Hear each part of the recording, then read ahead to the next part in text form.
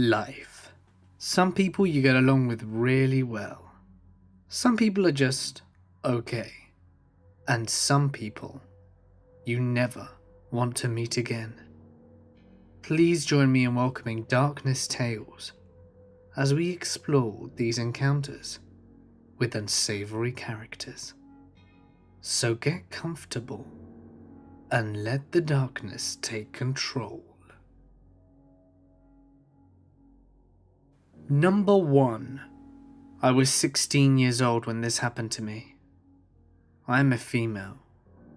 It was just me and my dad in my house, and since he's a businessman that travelled frequently, I was left home alone quite often. First of all, I'm going to try and best describe to you the layout of our house, so that you can better understand my situation. My house is pretty small, since it is just my father, my dog, and myself living in it. There's a long hallway full of full-sized windows, separating my father's room and my own. Our dog loved to look out of these windows, so we always kept them open enough for her to look out of. I'm in the last room at the end of the hallway.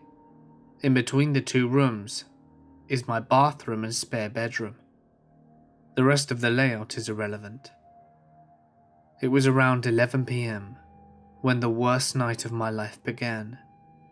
My dad was passed out in bed after a long day, and I was mindlessly dancing around my house getting ready for bed.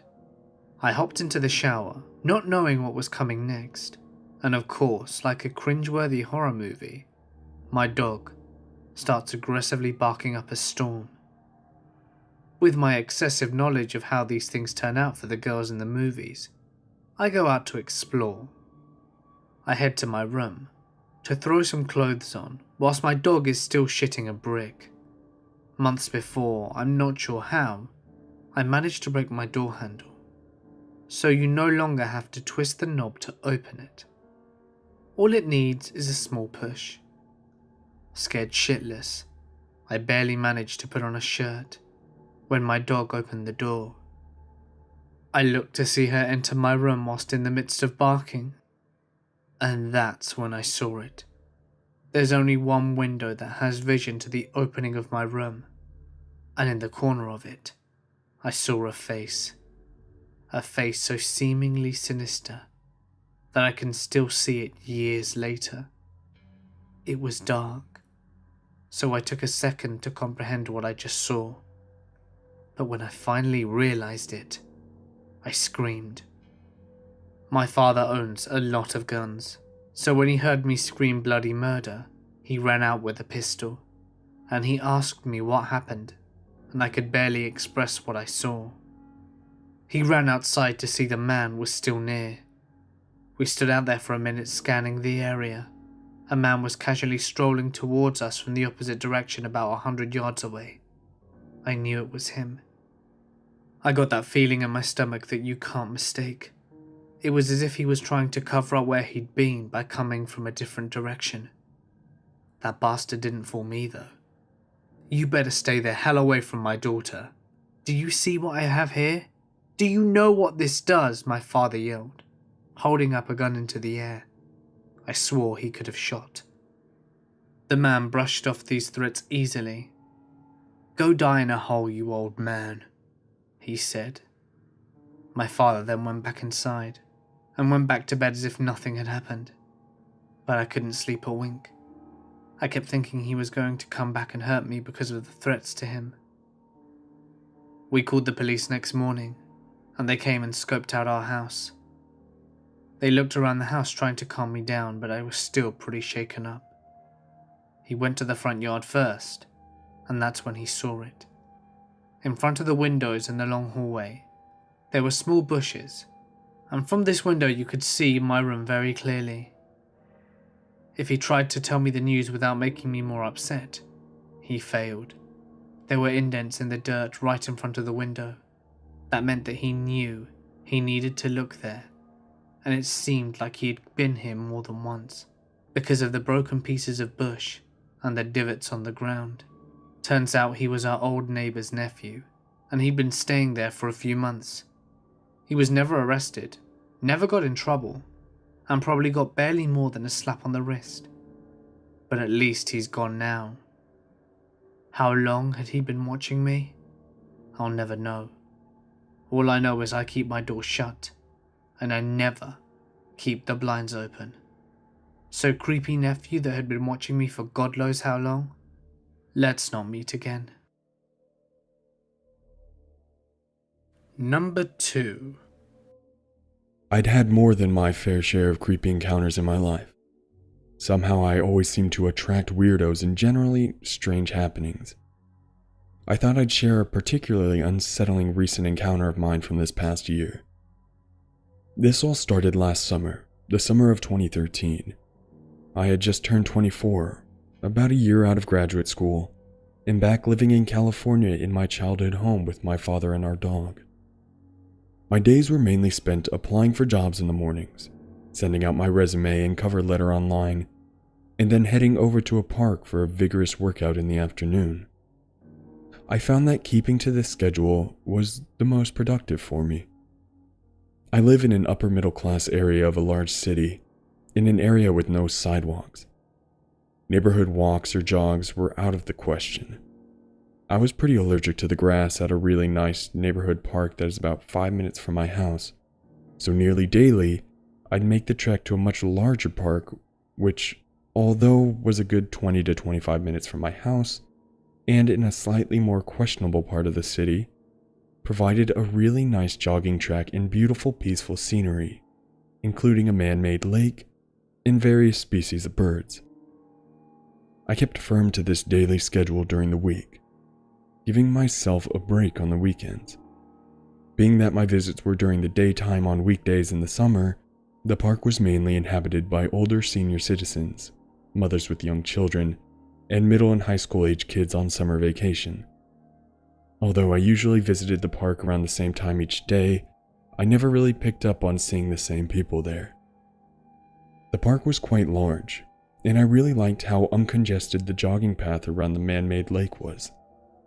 Also, even though the park was in a slightly less nice part of town, I never felt nervous or in danger at the park. There were always enough normal people around that I never went off into any desolate parts. As the daughter of a lawyer and the niece of a former FBI agent, I was always taught to be very aware of my surroundings and usually pick up on details or if things seemed wrong or suspicious. I never felt this way on my workouts at the park. I kept to myself, worked out hard, and left. On August 24th, which was a Saturday, I happened to be home pursuing the missed connections section of Craigslist, which I do sometimes for a laugh when I'm bored. In the man for woman section, I saw a post entitled, "I have to tell the woman I see walking," with the posted location as the exact city in the park which I walked. I opened the post. It was rife with spelling and grammatical errors, but this person essentially described me. My workout clothing, my appearance, the basic description of the park, what time I'd come to the park, etc. Down to details including the particular sunglasses and color sneakers I'd wear. He mentioned that he wanted to know more about me and felt a connection. As I said, I never noticed anyone in particular at the park, and certainly no one who had seemingly watched me. I was very, very creeped out, but also, I hate to admit it, curious as to who this was and how he knew all of these details. The next step was clear. I was too curious. I created a throwaway Gmail account and replied to this stranger's post on Craigslist. Not expecting a response, I was surprised when one came in almost immediately. I asked him several questions including the specific park to which he was referring and who he was. I was almost expecting this person to just be playing some sort of prank. He answered immediately. He was, in fact, referring to the park I visited, identified himself as Mike, and then did something so incredibly scary I couldn't believe it. he attached about 7 images that he had taken of me, jogging and walking around this park, spanning from months earlier to just a few days previous. The pictures were classic stalker-style photos, sort of grainy and clearly taken by a cell phone. He asked, "Is this you?" I was starting to panic. I thought that I needed to play this cool. I watch a lot of true crime TV shows for fun and consider myself somewhat of an amateur sleuth, and knew what I needed to do. I wanted to try to collect as much information as I could about this man and try to find out who he was, without revealing too much about myself in the process. I never confirmed or denied that the images were of me, the person he was emailing, but pressed on as to who he was and what he looked like. He described himself to me as 33 years old, ex-military, about 6'1", in shape and fit, with short dark brown hair, olive skin, and some distinctive tattoos. He mentioned that he worked in an office building near the park, and often took his dog there for walks on his lunch break. He continued that he was sure that he had caught my attention several times, and that I would definitely recognize him if I saw him. He eerily stated, "And when I run, I slow down to look at you." I was trying to scan my brain to see if I had ever seen someone who matched that description, and I really couldn't remember anyone. Hoping nothing pornographic would come my way, I asked for a picture of his face. About 30 minutes later, I got 3. I opened up the images, and clearly they were 3 completely different men, none of them really matching the description of himself he had provided me. A quick Google reverse image search confirmed that he had sent me fake pictures, and 3 different ones. 2 of them seemed randomly chosen as if he had stolen photos off of Facebook or some other social network site, but the other was very alarming. A photo taken from an online memorial website of an ex-military man who had died under suspicious circumstances several years back. Now, I was agitated that this creep was playing games. I called him out on sending of the fake photos, and he replied with his phone number, begging me to call him so that he could explain. I now had another piece of evidence on the creep. Full of both adrenaline and fear, I googled his phone number, which gave me his full name, address, and age. His name was in fact Mike, but he was 42, not 33, and lived with his mother. He lived fairly close to the park. I also searched for any prior arrests or evidence of a criminal history, but to no avail. Being slightly too curious at this point, I decided that I would call him from my home phone number, which is blocked and would not show up on his cell phone. He picked up, and I could immediately tell that he was in fact much older than he initially claimed. I called him on this, and denied until he broke down and admitted he was 40, but not 42. He said he didn't want to admit he was old. I then called him out on his fake photos. He first claimed the images were real, and then insisted 2 of the photos were friends of his, and the other was his brother. He made up a complete story of the photo of his supposed brother, which I knew was also a fake story because his real last name, which I learned from the online records, and the name of the man who died under suspicious circumstances were not the same. Many other details didn't match up either. At my insistence, he finally emailed what he claimed to be a real image of himself. The man in the photo appeared older, portly, and what could only really be described as greasy, sleazy, and Guido-esque. This creep would not stop talking about himself, bragging about his cars, money, vacation houses, designer clothing, etc. Then, like a switch, he got really creepy. He started getting really sexual, talking about how he loves watching women work out in tight spandex clothing, and how he likes watching really young girls exercise. I don't exactly remember how, but I got off the phone and made up some excuse of why I couldn't text. I obviously didn't want him having my phone number. Before I hung up, he mentioned that he was meeting some friends at a Mexican bar/restaurant which was somewhat close to the park I visited. At this point, I called up a close, older male friend of mine, Bobby, who was a super intelligent, professional lawyer, but also loves to joke around and is quite young at heart. He's always been a confidant, a true friend, and almost an older brother to me. I told Bobby the whole story, and he was just as freaked out as I was. Perhaps we were both too curious to figure out exactly who this creep was, but we hatched a plan to stake out this bar/restaurant, which was pretty close to Bobby's house, to see if Mike ever showed up. The area was heavily trafficked, and we assumed the bar would be very busy on a Saturday night, so we weren't too worried. Since hanging up with Mike, he had made repeated attempts to engage in more conversation with me over email, although I didn't respond. The whole evening I was creeped out, but also too curious.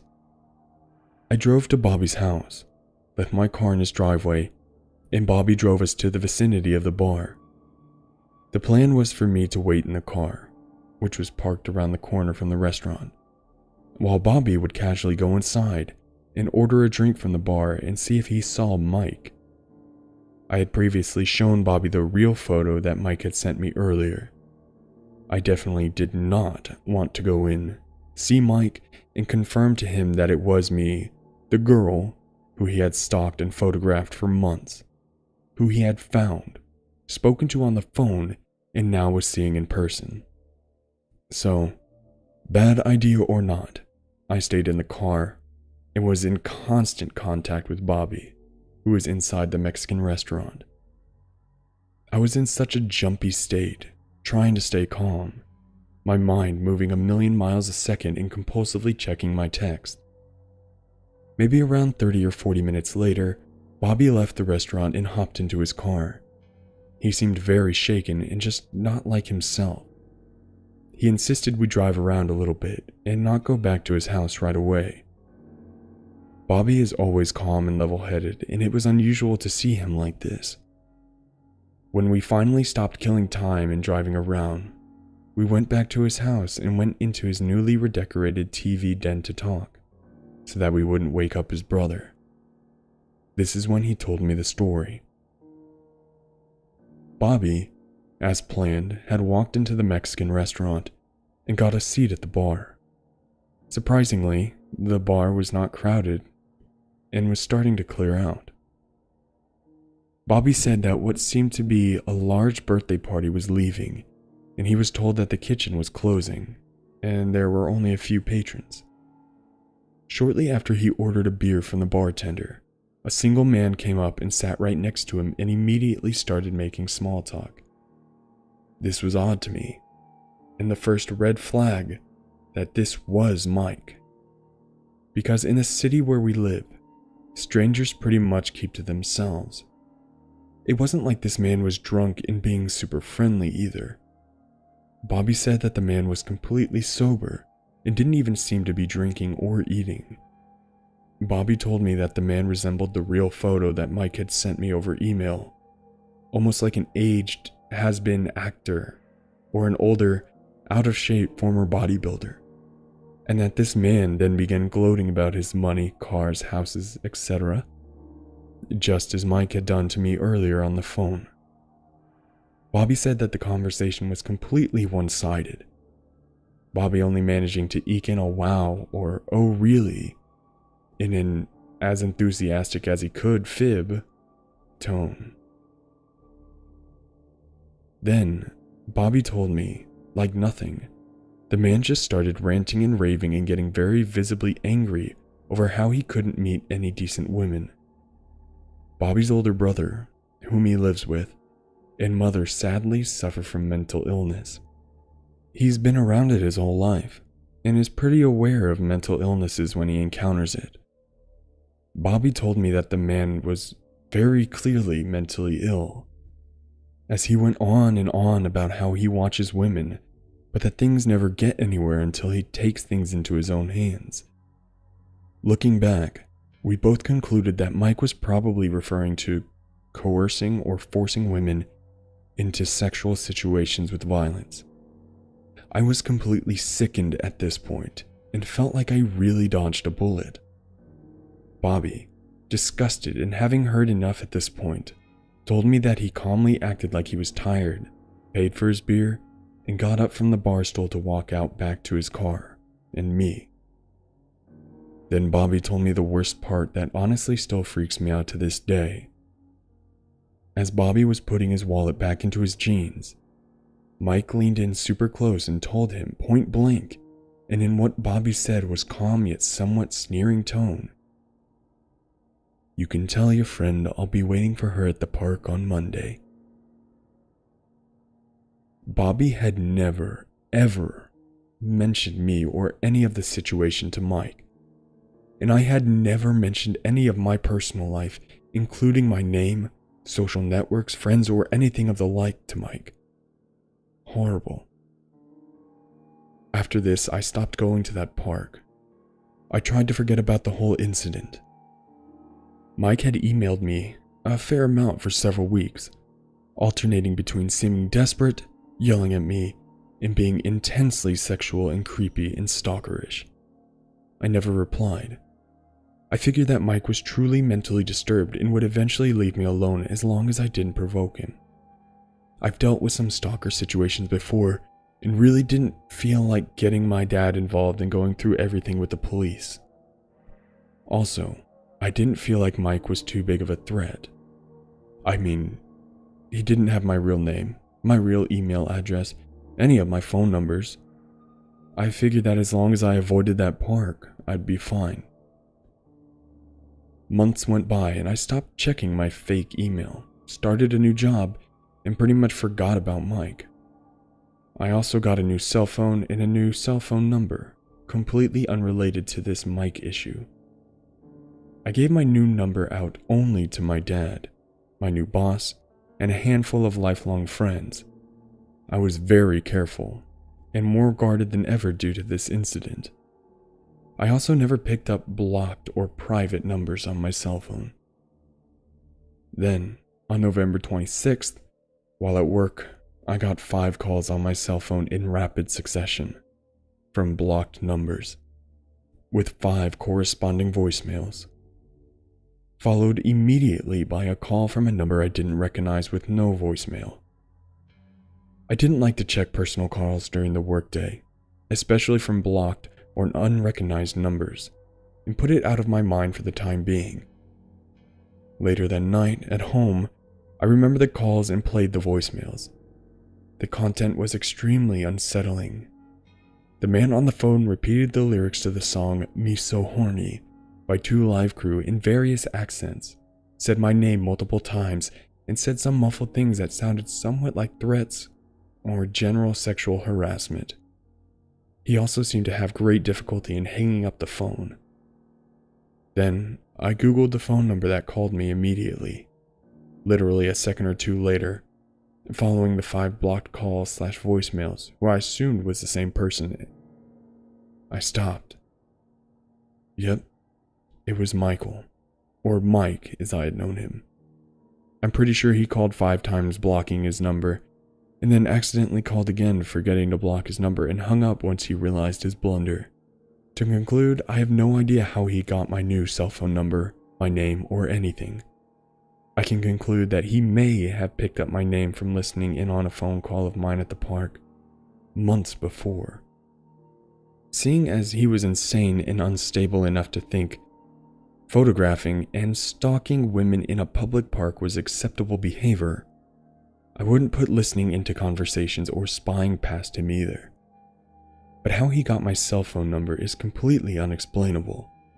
We have no mutual friends, and as I said before, I took strong precautions in not revealing any of my personal information to him.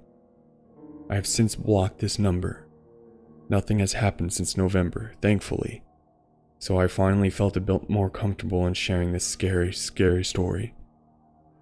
I hope I have not left out any details, as it's taken a lot to sit down and write this whole thing out. Number 3. A couple of years ago, I lived in a duplex on a busy road, pretty much right on the divide between State University territory and a not so great part of town. We got a decent amount of foot traffic, in part because of the university. My duplex was on the corner, facing the side street. I was in the half further away from the busy road, and my front door was inside of the fenced backyard. I lived alone with my dog and my cats. On the other side of the duplex, I only met Jake and his brother, but I think their parents live there as well. One day I get home from work at around 4:30, and as soon as I get in, there's a knock. I look at the peephole and it's Jake. I'm feeling apprehensive because we've spoken like twice ever, and I can't imagine what he's about to say to me. I open the door, and he looks apprehensive too. He asks me if I've looked in my kitchen closet. I say no, because that's where the water heater is, and a shelf to keep my holiday decorations. But I go in and I open it, and there is a huge hole in the wall. Drywall and stuff all over the floor, and I can see Jake's family living room through it. So Jake tells me that right before I got home. They got home as well, and they had surprised a burglar who had broken in on their side. The burglar freaked out, grabbed a knife, and proceeded to try and smash through their living room wall with a knife to escape through my apartment. But as soon as my dog heard the commotion, she started barking like crazy. She sounded so scary. He couldn't even see her because the closet door was shut, so he basically changed his mind and just ran past the neighbors and out the door. He didn't even have time to steal anything, and I'd basically just missed this. But a few days later, I came home around 4:30 p.m, surprised. Someone was in my backyard trying to break the window to get in. My half of the house didn't have any windows in the backyard. So if he had succeeded, he would have just ended up in Jake's bedroom. The guy ran out of the gate right past me carrying a backpack and took off down the road. I'm quite convinced it was the same guy. So guy that brazenly tried to break into my house in broad daylight? Let's not meet again. Number 4. I'm a woman, currently 28 years old. This story takes place when I was a naive 17-year-old. This story still haunts me to this day, and I am extremely careful with the people I associate with on the internet now. When I was 17 years old, I was intrigued in computers and everything the internet had to offer. I soon found out about Yahoo chat rooms back when they were used primarily. I would talk to a few people on there, including a friend I made, which became a friend in real life, even to this day. So I didn't think anything bad would happen to me. No one ever thinks that, especially on the internet. As I continued talking with my friends, I met this one guy named Daniel. At the time, he was 28 years old. Him and I became friends very quick, and I felt like I could tell him anything, like I have known him forever. Our conversations would last forever, and I ended up telling him more than I probably should ever tell him. One of the conversations I had mentioned that I was trying to go to school to become a computer engineer, and was trying to find a job in the field to better suit my understandings. He then told me that he had his own company with computers, and that he was trying to find some help. As a naive woman who was trying to find work in my field, I wanted to take the offer. I talked to my family members about it, and despite their reasoning, I took the job offer. I'll be the first to admit that my family were not strict at all. My mother didn't like the idea, but said that I was going to do it anyways and that at least she knew where I was going. I probably would have been more grateful if she put her foot down. The job was located in New Jersey and I was in Texas. So I got on a plane and headed to New Jersey to start my new life. Once I got there, I was approached by him and his mother, who then took me back to the house, which he lived with his mother in the basement. I should have stopped there, but I didn't think much about it. Everything was amazing. We started dating, despite our age difference, as I helped out with the business that he was trying to get off the ground. While I was barely making any kind of money from this, I decided to get a second job. I started working for Radio Shack and absolutely loved it. Fast forward to about 6 months later. This was when things went from good to worse. He was still trying to get his business off the ground, but kind of started slacking at it. To make extra income, I would help others that needed help with their networking and computers. It was a way to get out of the house since I was not allowed to leave the house without his knowledge or consent. I just figured he was protecting me since I was still unfamiliar with the city. Once I turned 18 years old, things started getting even worse out of nowhere when he would tell me how to eat my food and to be a proper lady. He would yell at me if I accidentally scraped my fork against my teeth and little things like that. He would hack into my laptop, which I paid myself with the money I saved, to keep an eye on me and see who I was talking to and what I was doing. Anytime that my family members would call me, I had to talk to them in front of him. Things started getting so bad that I started staying at work longer hours just so I didn't have to go home. I would never mention this to my coworkers because I didn't want them to pry into my business. It wasn't until later that they found out on their own.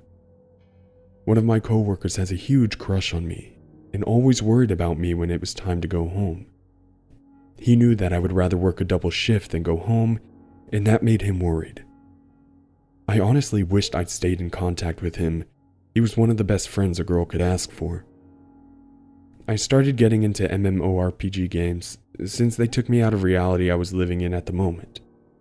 I met this guy on there, and it made me feel good to have someone to talk to me finally. I never meant anything I told him, it was just an escape for me. But Daniel found out about the stuff I would say to him and said that I was cheating on him, which I never did such a thing. I would log into my laptop and he put a CMD prompt that stated that he knew what I was doing and I hurt him. Until this moment, I never believed he would go psychotic on me or even hurt me. I figured he would just yell at me and try to scare me. One day, he got so fed up with it all and grabbed my cell phone and broke it in half. He looked at me and said, "Now you have no way to tell your family what you did to me." I was a little terrified at this moment. He threatened me a little more and I started crying. I figured that was the end of it, but I was completely wrong. I decided to try and sleep the horrible night away until I was awoken by pain in my leg. You know that feeling when your leg falls asleep and is all tingly and feels weird? That's how I awoke. I looked around, trying to comprehend what was going on when I saw him with his hand up in a fist as he swung it at me again. He told me I was lucky that this was all he did, that he will call one of his girlfriends to take care of me. I ran upstairs and was crying my eyes out to his mom, and that was when I realized that they were just as terrified of him as I was. I knew I had to get out of there. The next day, I packed a small bag and told him that my work would allow me to do some book work while it was slow. It was a bag of some clothes I could find in a hurry. I got to work and told my coworkers what was going on. They gave me a phone, and I called my grandfather, who got me a flight to Texas as fast as he could. I was so grateful for him and everyone at work. The guy who had a crush on me took me to the airport with a gift that he made. He got me an iPod with music he figured I would like, and a card with his picture in it, which I still have to this day. It was a great gift, especially to take my mind off everything. All the way to the airport on the train, I was terrified that he would stop me somewhere along the way. I didn't calm down until the plane was off the ground. I let out a huge sigh and was finally at peace, knowing I was away from him. When I got to the airport in Texas, I was greeted by family members. I called Daniel and told him that I was in Texas and I didn't want to be with him anymore. He laughed it off and said, "There's no way you could get back to Texas that fast. Come home now. I assured him that I was not coming back to him and I was in Texas. My mom got on the phone and told him the same. I don't know what him and my mom were talking about, but she got very angry and told him to never speak to me again and hung up. I wish I could say that was the last time I ever spoke to Daniel, but it wasn't. My mom got me a new cell phone in replacement of the one that Daniel had broken. And somehow, Daniel got my number. He would call me and threaten me. One time, he called me and my mom answered and put it on speaker. He said, "You better put her on a plane back to New Jersey or I will come down there and get her myself." I almost had tears in my eyes, even 1,000 miles away. He still scared me shitless. My mom replied with, "I will wait for you to come and get her. There's a body bag with your name on it." I was so grateful to have a mother like her. After that, the calls became less, and he wasn't harassing me as much anymore.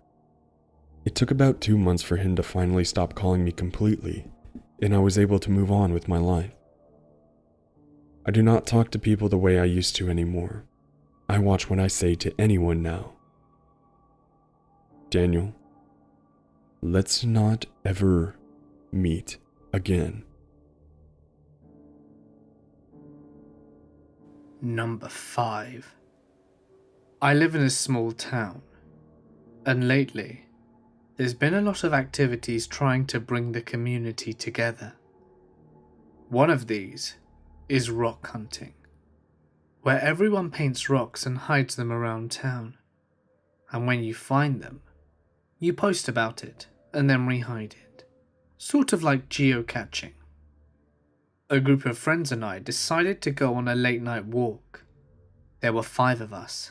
The other girl, Mel, and I decided to start rock hunting just for the hell of it. The guys were all taking their time behind us, and of course Mel and I were on a mission, so we get carried on our way. We cross the bridge in town, and one side is significantly more lit than the other. So when we got to the other side, it was practically pitch black, with only our phones to light us. The guys eventually made their way over, but strayed way too far, distracted by whatever and just goofing off. Mel and I wandered down the path. It had flower gardens on both sides where people would just hide rocks, and in the daytime it was absolutely beautiful looking. We didn't realize it until we were probably a couple of blocks away that we couldn't hear the guys anymore, and we could no longer see the bridge. I got a very uneasy feeling out of nowhere, and made a comment that we should go back to get the guys. They were probably wondering where we were. I saw Mel bent over in the dim glow of my phone, and shined my light over asking her if she'd found a rock. I shit you not. There was a man standing right behind her, just staring in my direction. If she had been standing up straight, he would have been breathing down her neck. And she had absolutely no idea. I just held eye contact and told her that we needed to go. I don't know if she noticed the change in my voice, but she grabbed the rock and immediately headed my way, not once looking back or noticing him. As she headed my way, I could see the light reflecting off his eyes. I don't even think he blinked. It was just this weird vacant stare. I glanced down and saw his fists were balled, and I got this very bad feeling in the pit of my stomach. I didn't want to freak her out, but I was walking away at an abnormally fast pace, and I think she got the idea something was up. We didn't say anything until the guys were back in sight at the bridge, and I laid all that I had just seen upon them. One of the guys just tried to pass it off as maybe he was just waiting for you to get out of the way, whilst the others started going on how that guy better not think twice about messing with his girls, and shouting out obscenities and threats in Spanish, which were all cut short by a loud sigh. We stopped and watched the same man who had been practically standing on top of Mel drop down on all fours and run across the bridge like some weird humanoid creature. He had followed us back to the guys, We didn't even know. We hadn't heard his footsteps or breathing or anything. He followed us as silently as he had appeared originally, and took off like a bat out of hell when he realized we weren't alone. I don't know if it were my friend's threats or the fact that Mel and I were not on our own, but I'm thankful that someone got that creep away from us. You don't just follow someone silently through the dark if you have the best of intentions in your mind, now do you? No more rock hunting for me at night. Number 6. April 1993. I was a senior in high school. I had traveled to San Diego alone to spend spring break with a friend who was living out there. I flew from Detroit Metro Airport, and it was the first time I had ever flown. The trip was successful, and so was the return flight. When I arrived back in Detroit, my parents had said they would be waiting for me by the gate. Pre-9/11, of course. When I disembarked, they weren't there, and being an impatient 17-year-old, I decided not to wait for them and go get my luggage. As I was walking down the concourse, this extremely handsome man who was probably in his mid-20s approached me. He said he was having trouble using the ATM machines. They were still pretty new, and wanted to know if I would accompany him down the concourse and help him with his ATM card. Now, normally I would have been very flattered that this hot guy had approached me, but immediately bells went off in my head. Why is he asking for help from a teenage girl when there are all these adults around who would know better than I how to use an ATM? I truthfully told him that I had never used an ATM. He gave me some line that I looked intelligent, that I would be able to figure it out. I glanced around and didn't see any ATM in the area. So I asked him where it was, and he pointed in a general direction and told me that we can't see it from here, but it's just down the concourse and not too far away. I remember feeling this was strange, because wouldn't you ask someone for help in the vicinity of the ATM? Just then I spotted a security guard, and I told the man he would be better equipped to help him with that. He turned, and once he saw the security guard, there was a slight look of panic that crossed his face, and he said he was sorry for bothering me and took off in the opposite direction of where he had pointed the ATM had been. I'll never forget how I felt during this conversation. All my instincts immediately screamed run. Of course, maybe he really did need help with an ATM. We'll never know.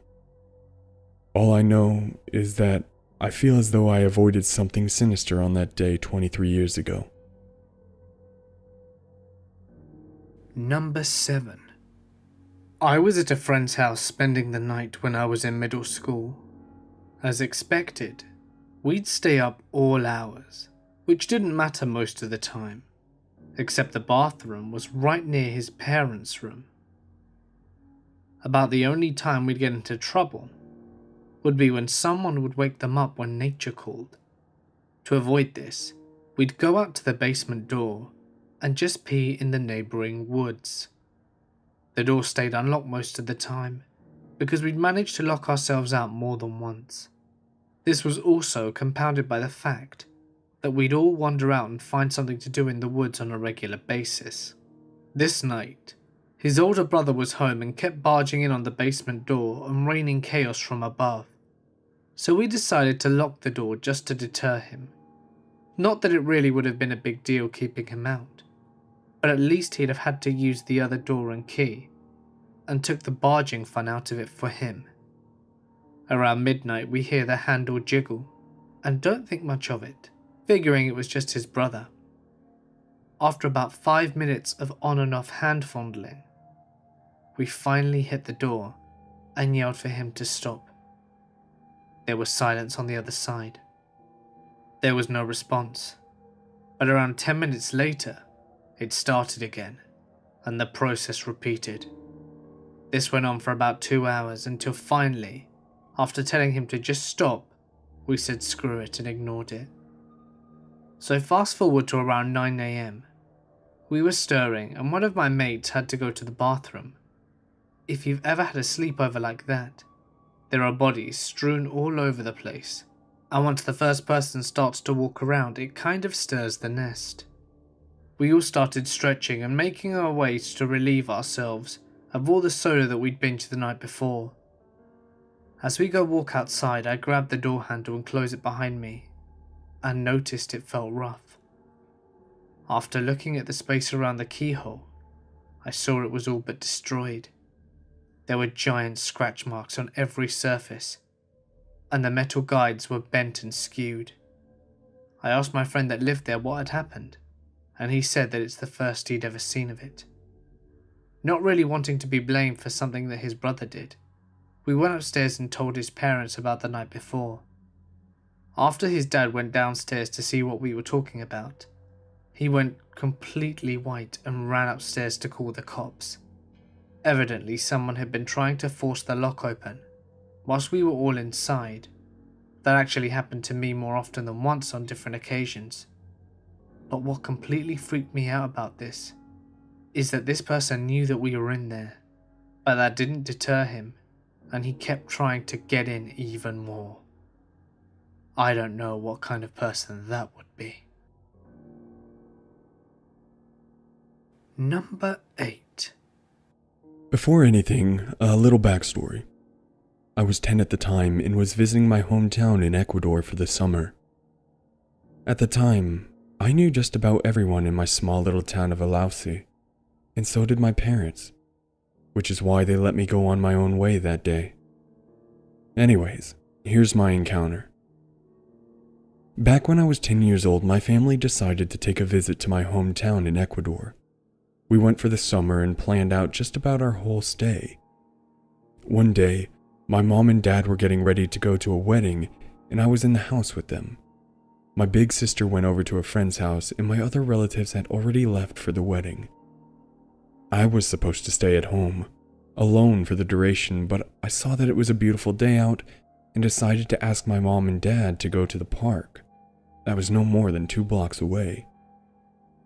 They were reluctant at first, stating that there would be nobody to take care of me, but I argued that it was a beautiful day out, and there was no way that the park would be empty.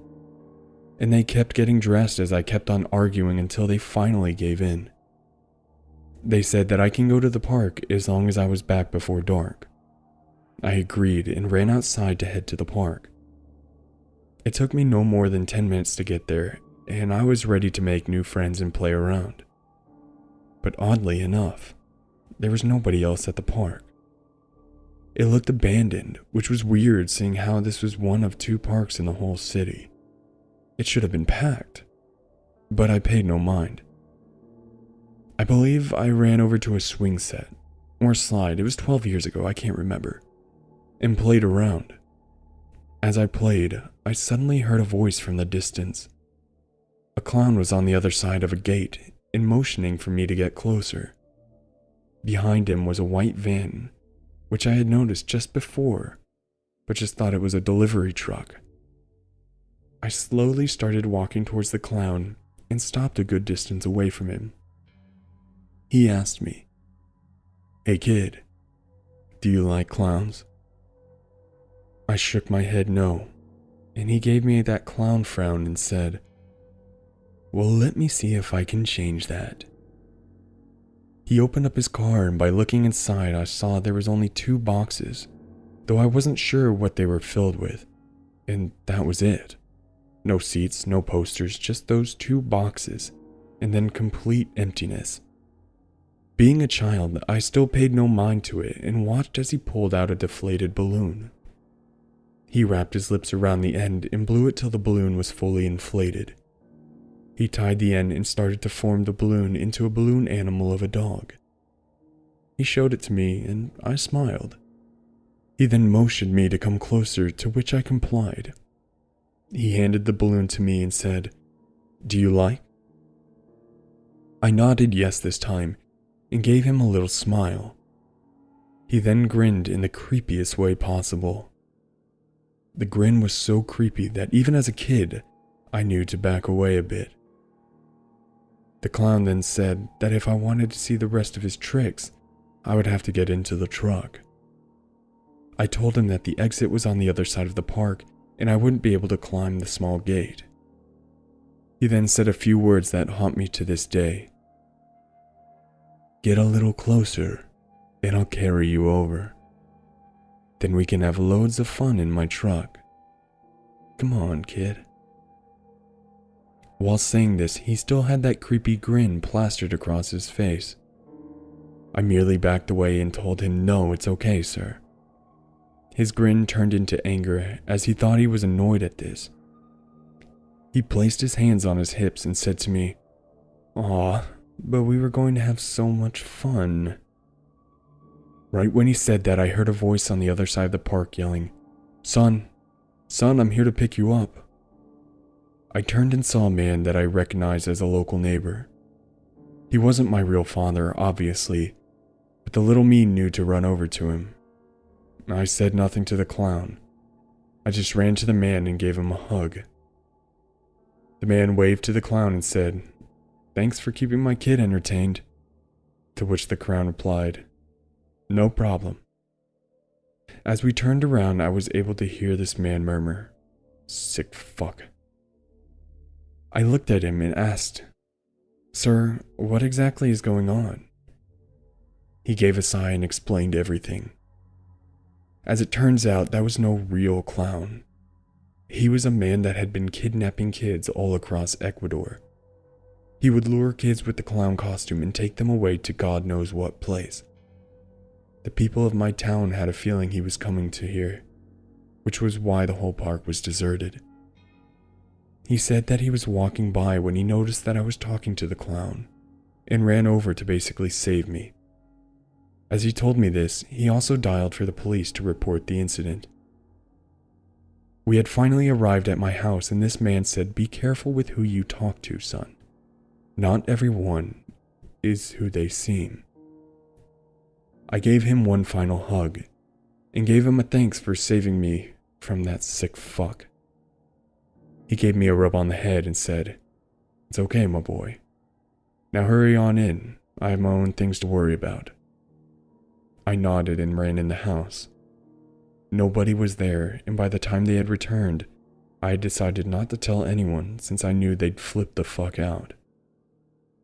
It took a while to forget about the whole incident, especially with those words that kept reminding me of him.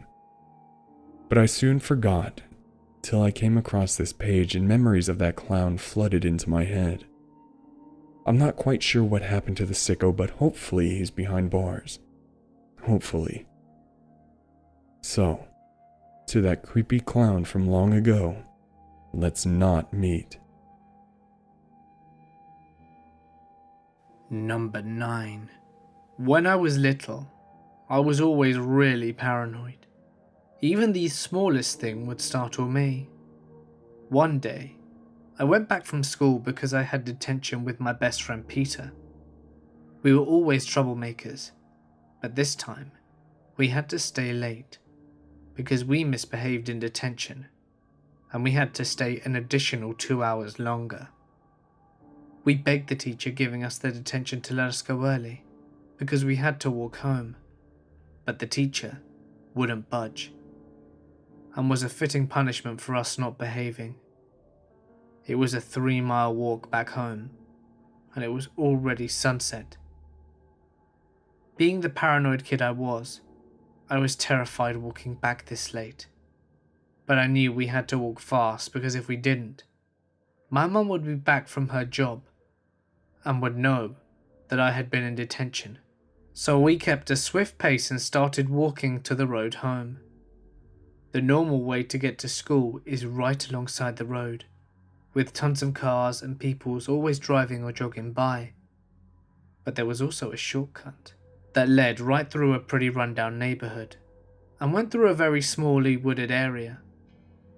I hated going that way, but it would shave off about a mile of walking time, so I knew I really didn't have a choice. By the time we'd reached and run down the neighborhood, it was starting to get dark, and we were both getting worried, but we kept walking. We were almost to the wooded area when Peter pointed out that a man had been following us and saw a middle-aged man in a stained t-shirt ripped jeans and covered in tattoos, walking a few yards behind us. Peter told me that we should walk faster, and we did. We didn't look back until we were halfway through the wooded area, and when we did, he was gone. It was now getting really dark, and we were having to use the lights that went along the walkway to see. He walked a few more minutes, and that's when we heard Peter scream. The man had grabbed him by his backpack and began to pull him away. I don't know what to do, so I began screaming for help, hoping that people nearby would hear me. But I knew I had to help Peter. I took out a metal water bottle from my backpack and began hitting the man in the head as hard as I could. He eventually dropped Peter and struck me. It knocked me to the ground and I could taste blood in my mouth. The man then grabbed my water bottle and began to strike me with it continually, over and over again whilst on the ground. Peter began screaming for help, and several dogs started barking from nearby houses. I guess one of the dog owners came to see what was happening. When he did, Peter signaled for help, and the man let his dog loose and began to run after us for help. The man hitting me didn't even notice. He was incredibly angry and kept hitting me in the face with the water bottle.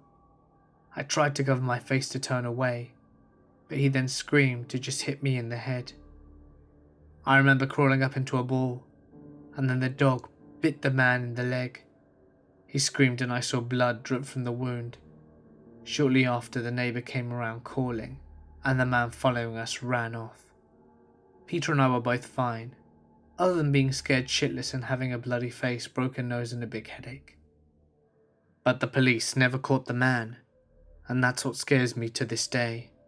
After this happened, the teacher that gave us detention was fired for not telling our parents to pick us up, and my mum got a different job so that she could always bring Peter and I back home. Number 10. This happened to me when I was around 5 to 8 years old. I'm fudging some details and using a throwaway for anonymity. It started when my mom's mother died. My grandma had a husband, my mom's stepfather, whom she married later in life. My mom didn't know him well but thought he was an okay guy.